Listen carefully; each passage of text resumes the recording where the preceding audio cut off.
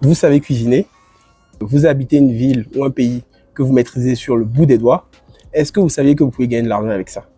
Je vous explique dans cette vidéo comment.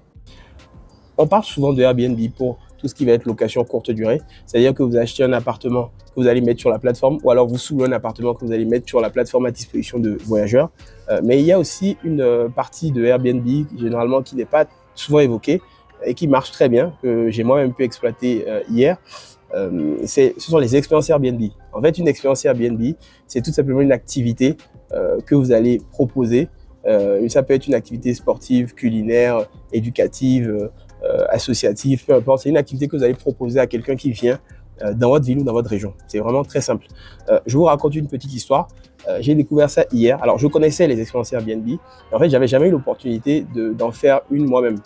Faut savoir qu'en ce moment, je me trouve à Nairobi, au Kenya. Et chaque fois que je voyage, j'essaye toujours un minimum de me imprégner de la culture locale. Donc, c'est ce que j'ai eu à faire hier. Par contre, le procédé que j'ai utilisé, c'était une première.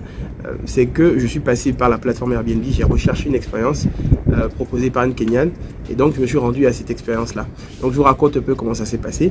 On avait un point de rencontre. Et au point de rencontre, il faut savoir qu'on n'était pas que seul avec la Kenyane. Il y avait d'autres personnes qui, comme moi, étaient intéressées par l'expérience. Donc, en tout, avec la guide, on était 4.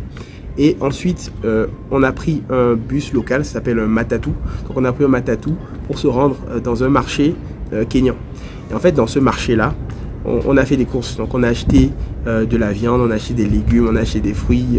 C'est vraiment très sympathique de voir comment est-ce que, on déambulait à travers le marché et la guide, elle négociait les prix, elle discutait avec les commerçants. C'était vraiment très intéressant.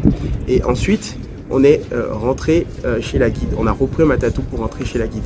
Une fois chez la guide, on s'est mis en cuisine.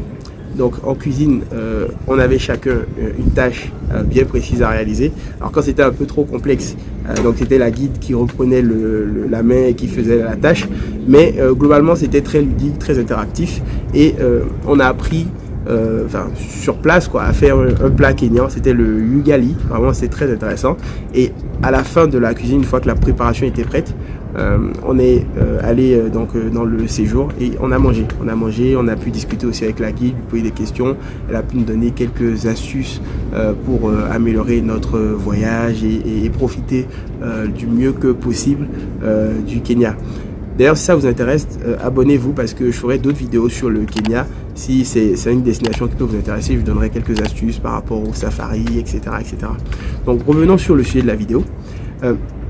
En fait, l'activité vécue comme ça avec la guide est vraiment intéressante. Si vous savez aussi faire ce type d'activité là au quotidien, en fait, sachez que vous pouvez la monétiser au travers de Airbnb tout simplement. Parce qu'elle nous a expliqué que elle faisait ça 3-4 fois par semaine. Il faut savoir que nous on a payé entre 40 et 50 euros alors par personne. Donc si c'est une activité que vous faites, vous allez devoir déduire en fait tous les frais, les tickets de bus, les achats au marché. Donc vous allez devoir déduire tout ça. Mais il faut savoir qu'aussi, ça fait très intéressant, c'est que vous pouvez non seulement cibler des gens qui sont étrangers à votre pays, mais aussi des gens qui sont étrangers à votre région. Parce qu'elle nous a aussi expliqué que très souvent, elle avait des gens qui venaient d'une autre région du Kenya, donc qui ne connaissaient pas forcément le plat qu'elle proposait et qui venaient simplement pour apprendre. Donc vraiment, moi j'ai trouvé ça très, très intéressant, très pertinent. Et je vous invite à tester. Alors voilà, c'est tout pour cette petite vidéo. Si elle vous a plu, n'oubliez pas les pouces vers le haut, abonnez-vous et à très vite pour une prochaine vidéo.